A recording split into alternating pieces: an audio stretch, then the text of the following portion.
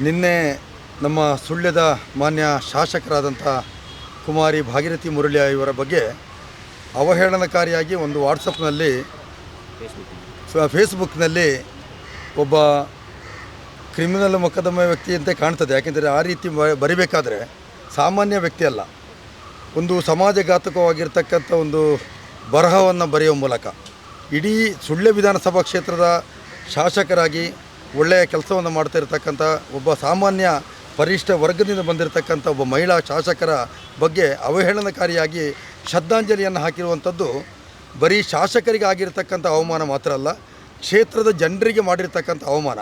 ಅದರ ಜೊತೆಯಲ್ಲಿ ಸಾಮಾಜಿಕ ನ್ಯಾಯದ ಹಿನ್ನೆಲೆಯಲ್ಲಿ ಅಂಬೇಡ್ಕರ್ ಅವರು ಹಾಕಿಕೊಟ್ಟಂಥ ಒಂದು ಮಹಿಳೆಯರಿಗೆ ಒಂದು ಸ್ಥಾನಮಾನ ಕೊಡುವಂಥ ದೃಷ್ಟಿಯಲ್ಲಿ ಸಿಕ್ಕಿರ್ತಕ್ಕಂಥ ಒಂದು ಮಾನ್ಯತೆಯ ಪರವಾಗಿ ಇವತ್ತು ಮಾನ್ಯ ಶಾಸಕರಾಗಿ ಇವತ್ತು ಆಯ್ಕೆಯಾಗಿದ್ದಾರೆ.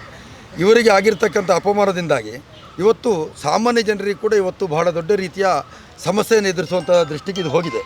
ಇವತ್ತು ಕಾನೂನಾತ್ಮಕ ಒಂದು ವ್ಯವಸ್ಥೆಯಲ್ಲಿ ಮಾನ್ಯ SP ಅವರಿಗೆ ನಾವು ಮಹಿಳಾ ಮೋರ್ಚಾ ಮತ್ತು ಭಾಜಪದ ಕಡೆಯಿಂದ ಈಗ ಒಂದು ಕಂಪ್ಲೇಂಟನ್ನು ಕೊಟ್ಟಿದ್ದೇವೆ. ನಮಗೆ ಭರವಸೆ ಇದೆ, ಮಾನ್ಯ SP ಅವರು ಹೇಳಿದ್ದಾರೆ ತಕ್ಷಣವಾಗಿ ಅದನ್ನು ಪರಿಶೀಲಿಸಿ ನಾವು ಅದನ್ನು ಶೀಘ್ರವಾಗಿ ಬಂಧಿಸಿ ಅವನ ಮೇಲೆ ಕಾನೂನು ಕ್ರಮವನ್ನು ಕೈಗೊಳ್ತೇನೆ ಅಂತ ಹೇಳಿದ್ದಾರೆ.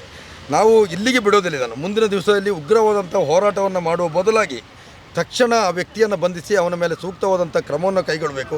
ಆಗ ಸಮಾಜದಲ್ಲಿ ಅಶಾಂತಿ ಬರುವಂಥದ್ದು ಕಡಿಮೆ ಆಗ್ತದೆ, ಜೊತೆಗೆ ಆತ್ಮವಿಶ್ವಾಸದ ಮೂಲಕ ಕೆಲಸ ಮಾಡಲಿಕ್ಕೆ ಸಾಧ್ಯ ಇದೆ. ಒಬ್ಬ ಜನಪ್ರತಿನಿಧಿಯ ಮೇಲೇ ಈ ರೀತಿಯ ಅವಹೇಳನಕಾರಿಯಾದಂಥ ಒಂದು ರೀತಿಯ ಒಂದು ವರ್ತನೆ ಆದರೆ ಇವರು ಮತ್ತು ಸಾಮಾನ್ಯ ಜನರನ್ನು ಕೇಳುವ ಸ್ಥಿತಿ ಇಲ್ಲ. ಆ ರೀತಿಯ ವ್ಯವಸ್ಥೆಯಿಂದಾಗಿ ಇಡೀ ಸಮಾಜದಲ್ಲಿ ದೊಡ್ಡ ರೀತಿಯ ಒಂದು ಸಮಸ್ಯೆ ಆಗಿದೆ. ಇದನ್ನು ಬಗೆಹರಿಸಿಕೊಡುವಂಥ ನಿಟ್ಟಿನಲ್ಲಿ ಇವತ್ತು SP ಅವರು ನಮಗೆ ಭರವಸೆ ಕೊಟ್ಟಿದ್ದಾರೆ. ಮುಂದಿನ ದಿವಸದಲ್ಲಿ ಸರಿಯಾಗಿರ್ತಕ್ಕಂಥ ನ್ಯಾಯಯುತವಂಥ ರೀತಿಯಲ್ಲಿ ವ್ಯವಸ್ಥೆಗಳಾಗದಿದ್ದಲ್ಲಿ ನಾವು ಮುಂದಿನ ದಿವಸದಲ್ಲಿ ಉಗ್ರವಾದಂಥ ಒಂದು ಹೋರಾಟವನ್ನು ಕೂಡ ಮಾಡುವಂಥ ಅನಿವಾರ್ಯತೆ ಇದೆ. ಇದಕ್ಕೆ ಅವಕಾಶ ನಾವು ಕೊಡಬಾರ್ದು ಅಂತೇಳುವಂಥ ದೃಷ್ಟಿಯಲ್ಲಿ ನಾವು ಇವತ್ತೆಲ್ಲರೂ ನಾವು ಸೇರಿದ್ದೇವೆ.